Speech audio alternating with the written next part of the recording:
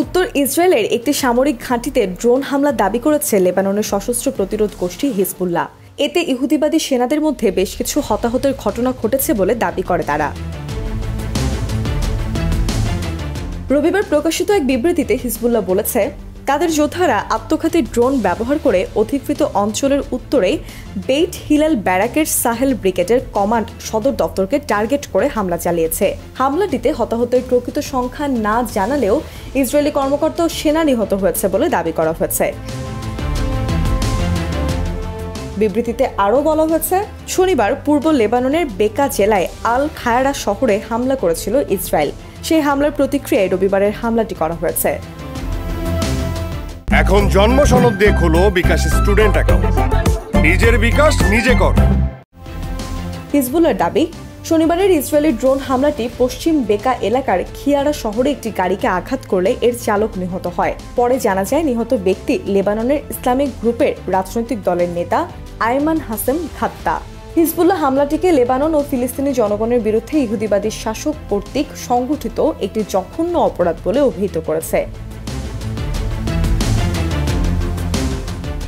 তারা আরও বলেছে, হাশেম খাত্তার হত্যাকাণ্ড নতুন কিছু নয়। এই ঘটনা দক্ষিণ লেবানন এবং দখলকৃত ভূমিতে ফিলিস্তিনিদের রক্ষার দায়িত্ব থেকে হিজবুল্লাহর পথে কোনো বাধা সৃষ্টি করতে পারবে না। এদিকে হামলার কথা স্বীকার করে ইসরায়েলের সামরিক বাহিনী এবং স্থানীয় কর্তৃপক্ষ বলেছে, রবিবার সকালে লেবানন থেকে বিস্ফোরক বোঝাই লাদেন ড্রোন ছোড়া হয়। এটি বেইত হিল্লেল অঞ্চলে আঘাত হানে। আইডিএফ জানিয়েছে, তারা প্রতিরক্ষা হিসেবে ক্ষেপণাস্ত্র ছুড়লেও তা প্রতিহত করা সম্ভব হয়নি। গত বছরের অক্টোবর থেকে ইসরায়েল ও হামাসের মধ্যে যুদ্ধ চলছে। ইসরায়েলি বাহিনীর হামলায় গাজায় এখন পর্যন্ত নিহতের সংখ্যা 37,000 ছাড়িয়েছে।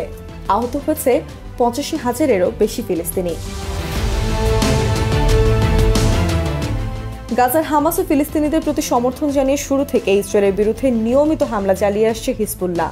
গত সপ্তাহে ইসরায়েলি বাহিনী হিজবুল্লাহর সিনিয়র কমান্ডার তালেব সামি আবদুল্লাহকে হত্যার পর ইসরায়েল বিরোধী হামলা আরও জোরদার করেছে লেবানন ভিত্তিক সংগঠনটি।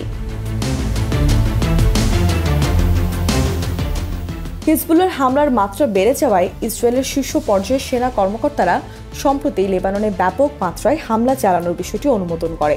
গত মঙ্গলবার ইসরায়েলি বাহিনী এক বিবৃতিতে জানায়, তারা লেবাননে অভিযান চালানোর বিষয়টি অনুমোদন করেছে।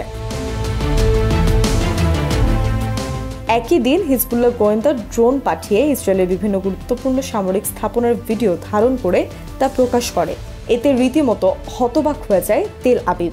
এরপরই হিজবুল্লাহর হুঁশিয়ারি উচ্চারণ করে বলেছে, লেবাননে ব্যাপক মাত্রায় আগ্রাসন চালালে ইসরায়েলের 1 ইঞ্চি ভূমিও হিজবুল্লাহর রকেট হামলা থেকে বাঁচতে পারবে না।